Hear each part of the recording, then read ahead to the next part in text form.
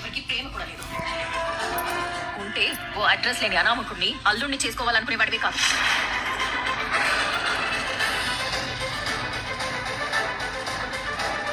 అమ్మా నాన్న ఎవరో తెలియని ఒక అనాథని నాకిచ్చి పెళ్లి చేయాలనుకునేవాడివి కాదు. అందరూ వదిలించుకోవాలని చూస్తున్నట్టున్నారు. మీ అందరికీ అర్థపరం అయిపోయారా? అనాథకిచ్చి పెళ్లి చేసి నా జీవితాన్ని నాశనం చేయాలి అనుకోవడం కంటే జీవితాంతో నాకు పెళ్లి చేయకపోయినా నేను బాధపడకుండా ఇంట్లో హాయిగా ఉండగలను తాత. జ్యోత్స్న, కాస్త మేము చెప్పేది వింటావా? చివరికి అమ్మాలిని అన్నది నిజం చేశారు. జ్యోత్స్న, అవును తాత, నా జీవితానికి ఎలాంటి అన్యాయం చేయడానికైనా మీరు వెనకాడరు. నోరు మూస్తావా లేదు? మేము ఇక్కడ మాట్లాడుతున్నావు, నీ మన నువ్వు వాగుతూనే ఉన్నావు. నువ్వు శివనారాయణ మనవరాలివి. ఓ అనాథకిచ్చి పెళ్లి చేయాలని నేనెలా అనుకుంటాను? ఒక పెద్దింటి సంబంధం చేయాలనుకున్నాను. కలవారింటికే నా మనవరాలు కోడలు అవ్వాలనుకున్నాను. సూరజ్ కి కన్నవాళ్లు లేకపోయినా కావాల్సిన వాళ్ళైనా ఉండాలి కదా. సూరజ్ ని ఈ క్షణమే బయటికి గెంటేయండి. ఇంట్లో నుంచి ఆఫీస్ లో నుంచి కూడా. తొందరపడుకు. మన ఇంట్లో జరుగుతున్న విషయాలు ఏవి సూరజ్ కి తెలియదు. అవన్నీ నాకు తెలియదు తాత. వాడు నా కంటికి కనిపించడానికి వీల్లేదు.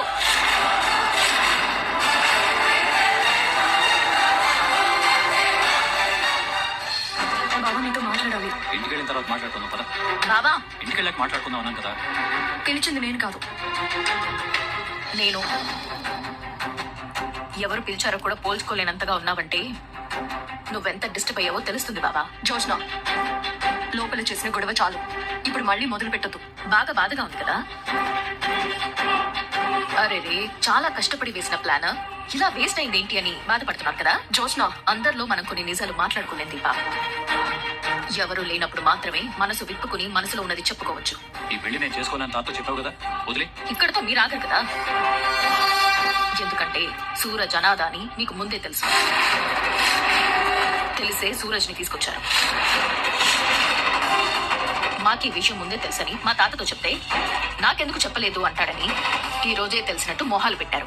అనాథ అయితే మనిషి కాదా? సూరజ్ నాకు కరెక్ట్ అని మొదట చెప్పింది నువ్వే అంట కదా. అవునే, నేనే చెప్పాను. ఇప్పుడు చెప్తున్నాను విను. మిగతా విషయాలు ఎలా ఉన్నా సూరజ్ తో నిన్ను పోల్చి చూస్తే నీకంటే సూరజ్ చాలా మంచివాడు. తను అనాదే. అన్నం పెట్టిన వాడిని మర్చిపోలేదు. అతనికి ఆరోగ్యం బాగోకపోతే అతని కోసం 5 లక్షలు తాత దగ్గర తీసుకొని హాస్పిటల్లో కట్టాడు.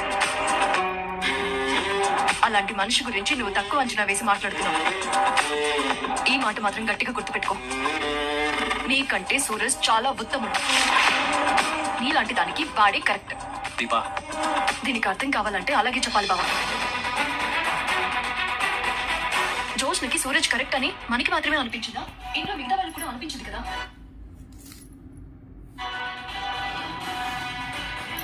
అన్నది కాదు, అమ్మ నాన్న ఉన్నారని తెలిస్తే ఆస్తి లేకపోయినా పెళ్లి కొప్పుకునేవాళ్ళు కదా. కానీ ఇక్కడ జోష్న అడిగేది ఇవన్నీ కాదు. తన ముందు సూరజ్ ఎందుకు పనికిరాడు అంటుంది. మన గురించి ఎదుటి వాళ్ళు చెప్పాలి, మనం చెప్పకూడదు. పద బావా, వెళ్దాం. నేను మళ్ళీ చెప్తున్నాను, నీకు గుర్తుండదు అనుకుంటే గోడ మీద రాస్తాను. నీకు సూరజ్ సరైన జోడి. సూరజ్ ని మించిన భర్త నీకు జన్మలో దొరకడు. పద బావా.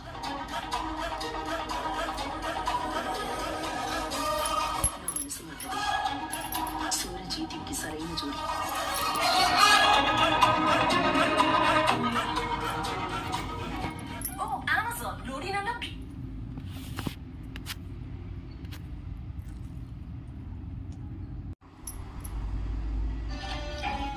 జోస్నతో పెళ్ళనగానే వీడు అదృష్టవంతుడేమో అనుకున్నాను. ఎందుకని శివనారాయణ గారింటికి ముందు జనరేషన్ ఆ అబ్బాయి మంచోడని మీరు చెప్పారు, దీప చెప్పింది, కార్తీక్ కూడా చెప్పాడు. మంచోళ్ళకి ఎప్పుడు అన్యాయం జరుగుతుంది కాంచన. మిడిల్ క్లాస్ ఫ్యామిలీ అయినా సరే వాడికి ఒక కుటుంబం ఉంటే బాగుండేది. లేరని చెప్తున్నారు కదా. సరే లేరు, ఏం చేద్దాం? ఈ రోజుల్లో మంచి కుర్రాడు దొరకడం అంటే అది మన మేనకోళ్ళ అదృష్టం అని చెప్పాలి. ఆ అనాథ అన్న విషయం వదిలేస్తే ఆ అబ్బాయి మంచోడు, నా ప్రాణాలు కాపాడాడు. నేను అతనికి రుణపడి ఉన్నాను. మామయ్య గారు పెళ్లికి ఒప్పుకుంటే బాగుండేది. ఒప్పుకోరు.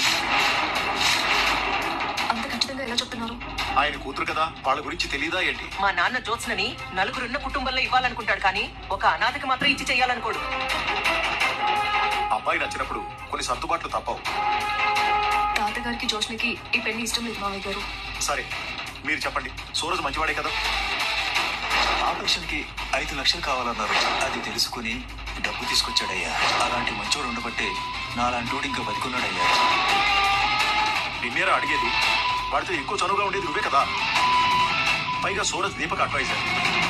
అతని అలవాట్లు పద్ధతులు ఈ వాటికి అర్థమయ్యే ఉంటాయి. ఏ దీప, నువ్వేమంటావు? ఇందులో మా ఇష్టంతో పని ఉంది మామయ్య గారు.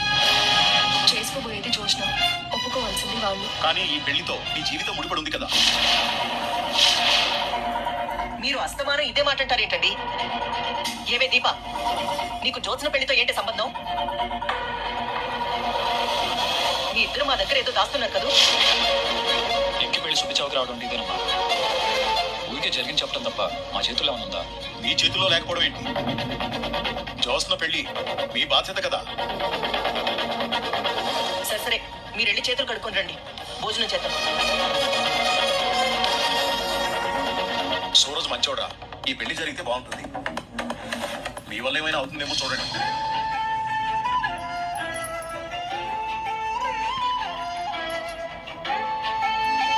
ఏమైంది బాబా నీకు? నాకేమైంది? వాళ్ళు అడుగుతుంటే ఏమి మాట్లాడవేంటి? ఎప్పుడైతే సూరజ్ అనాథ అని తెలిసిందో అప్పటి నుంచి ఏం మాట్లాడాలో అర్థం కావట్లేదు. ఇప్పుడు ఏం చేద్దాం బాబా? మన చేతుల్లో ఏం లేదు. ఇప్పుడంతా అత్త చేతుల్లోనే ఉంది. మనల్ని ఏదైనా సాయం అడిగిందంటే చేసి తీరాల్సిందే. అత్త అడుగుతుందంటావా? ఏమో తెలీదు, అడిగితే మాత్రం సాయం చేయాల్సిందే. అడిగినప్పుడు చూద్దాం. తాత మాట నా ఇంట్లో ఎవరు కాదని ఖర్చు. ఇక దీని గురించి ఆలోచించుకో. పద పోంచేద్దాం. ఈ పెళ్లి విషయాలు ఏవి సూరజ్కి తెలియదు కాబట్టి నువ్వు కూడా ఏమీ అనొద్దు. నేనెందుకంటాను? అంటావేమోనని చెప్పాను. పద పోంచేద్దాం. ఎవరికి ఎలా రాసి పెట్టిందో తెలియదు కదా.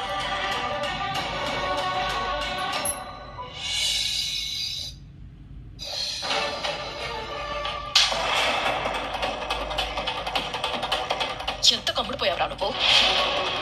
నన్ను డ్రాప్ చేయడానికి ఎంత తీసుకున్నావు? బంగారం, నోరు మూయరా. ఎవరి మనిషివిరా? నన్ను లైన్ లో పెడితే ఎంత ఇస్తానన్నారు? ఏం మాట్లాడుతున్నావు? నేను కదరా, జనం మాట్లాడుకునేలా చేశారు. నేనేం చేశాను? మాట్లాడకు. నువ్వు రాకముందు నా జీవితం ఇలా ఉండేది కాదురా. నువ్వు అడుగు పెట్టావు, నన్ను నాకు దూరం చేశావు. చెప్పరా, నన్ను ట్రాప్ చేయమని నీకెవరు చెప్పారు? ఎందుకు ఇలా మాట్లాడుతున్నావు? దీప చెప్పిందా లేదా మా బావ చెప్పాడా? మా బావ చెప్పడే. మా బావలో ఎంతో కొంత నిజాయితీ ఉంది. అసలు నిజాయితీ లేని మనిషి ఆ దీప. అది నీలాంటిదిరా. అది కూడా దాని స్వార్థానికే బ్రతుకుతుంది. అవతల వాళ్ళ బ్రతుకులు సర్వనాశనం అయిపోయినా పట్టించుకోదు. దీప అడుగు పెట్టకముందు అద్భుతంగా ఉండేది నా జీవితం. నా కర్మ కాకపోతే మీ అనాథల మేళం అంతా నాకే తగిలే. దీపేమో మా బావని తన్నుకుపోయింది, నువ్వేమో నన్ను తన్నుకుపోవాలని చూస్తున్నావు. ఈ రోజు ఏదో కొత్తగా తెలిసినట్టు ఇంత ఆవేశపడుతున్నావేంటి? డే 1 నుంచి నువ్వంటే ఇష్టం, మనం పెళ్లి చేసుకున్నావు, నిన్ను టీచ్ చేస్తూనే ఉన్నాను కదా. అప్పుడెప్పుడు నువ్వు ఇంత ఆవేశపడలేదే. నేను ఎప్పుడు ఆవశపడాలో నువ్వే చెప్తావా? ఏంటి నువ్వు నాలా మాట్లాడుతున్నావు? నీలాంటి తిక్కలోడికి అర్థమయ్యేలా చెప్పాలంటే నేను తిక్కదానిలాగే మాట్లాడాలి. చాలా క్లాస్ గా పొలైట్ గా చెప్తే నీలాంటి మట్టి బుర్రకి ఎక్కి చావు. నీకేదో అయింది. అవునా? నువ్వు ఇంకా ఇక్కడే ఉంటే నాకేదో అయ్యేలా ఉంది. ఆ మధ్య ఒక మాట అన్నా, ఏంట్రా అది? మనం ఈ గార్డెన్ లోనే పందిరేసుకుని పెళ్లి చేసుకుందాం అన్నావు కదా. నా వైపు నుంచి వచ్చే బంధువులకి నిలబడ్డానికే నా ఇంటి వాకిలి సరిపోదు. కానీ నీ వైపు ఎవరు వస్తారో చెప్పరా? ఆ నాదా.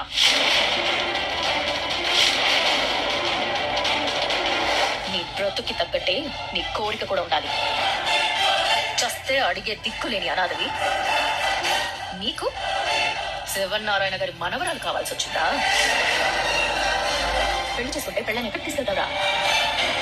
ఇల్లు లేదు, వాకిల్ లేదు, బంధువులు లేరు, చుట్టాలు లేరు.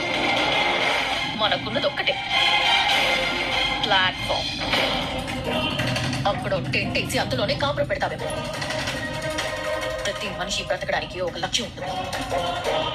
మా తాత మా నాన్న కోసం బ్రతికితే మా నాన్న నా కోసం బ్రతుకుతున్నాడు. మరి నువ్వెవరి కోసం బ్రతుకుతున్నావు? అమ్మ ఎవరో తెలీదు, నాన్నెవరో తెలీదు. అనాథలో మొదలైన జీవితం. నీలంటూ ఏం చేయాలి? పెళ్లి కోసం అనాథ శరణాలయానికి వెళ్ళాలి. అక్కడ కూడా నీలాగే అమ్మా నాన్న లేని అనాథలుంటాయి. అందులో ఏదో ఒక అనాథకి తాళి కట్టి పెళ్లి చేసుకోవాలి.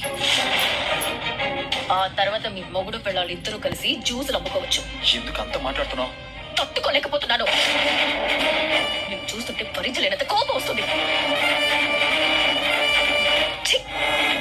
నాకే అసఖ్యం వేస్తుంది. ఆపవే. ఎందుకు అంత గించుకుంటావు? అవును, నేను అనాథనే. అయితే ఏంటి?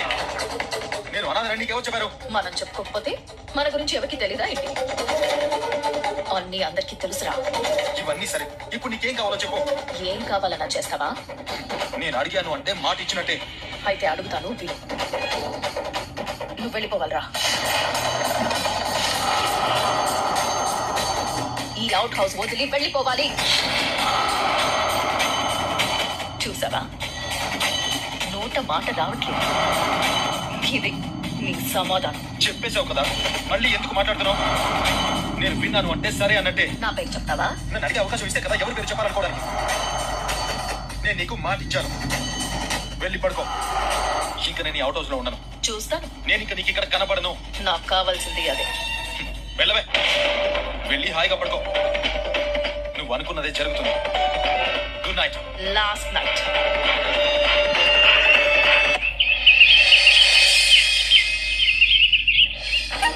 ఏంటొదినా ఉన్న పళంగా రమ్మన్నావు? ఏమైంది? నువ్వు నాకు సాయం చేయాలి వదినా. సహాయమా? కార్తీక్ నీతో ఏం చెప్పలేదా? చెప్పాడమ్మా. ఆ విషయంలోనే సాయం అడుగుతున్నా.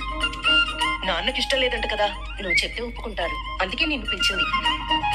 నువ్వే అడగచ్చు కదా. ధైర్యం సరిపోవట్లేదు వదినా. మీ అన్నయ్య సంగతి తెలిసిందేగా. నా మాట కాదనరు, వాళ్ళ నాన్న మాటకి ఎదురు చెప్పలేరు. అదే మనమంతా కలిసామనుకో, మావయ్య గారిని ఒప్పించొచ్చుగా. అంటే అది వదినా, జ్యోత్స్నకి సూరజ్ సరైన వాడు కాదని నువ్వు అనుకుంటున్నావా? అయ్యో, అలాంటిదేమీ లేదు వదినా. అనయ్య నువ్వు? నా ఓటు ఇప్పుడు ఆడవాళ్ళకి. కార్తీక్ దీపక్ కూడా ఓకే. వెళ్దాం పదండి. వదినా. ఏంటి వదినా? నీ కొడుక్కి నచ్చిన పెళ్లి చేసుకుంటే నేను సమర్థించానా లేదా? మరి నా కూతురికి మంచి సంబంధం చూసినప్పుడు నువ్వు నన్ను సమర్థించాలి కదా. ఇది పాయింటే. మరి నాన్న మనమేమి జ్యోత్స్నకి అన్యాయం చేయడం లేదు కదా అత్తయ్య. ఈ మాట నిజమే అనుకో. ఇదే మాట తాత ముందు కాస్త గట్టిగా చెప్పు. సరే వెళ్దాం పదండి. ఇదిగో ముందు ఎవరో ఒకళ్ళు మొదలు పెట్టండి, ఆ తర్వాత నేను మొదలు పెడతాను. తాతని కాసేపు మీ నాన్న కాదనుకో, అప్పుడు నీలో ఉన్న కనక దొరక బయటకు వస్తుంది. పోరా, నువ్వు అన్ని వేళ కొళ్ళ. ఓ అమెజాన్ లోడీ నన్ను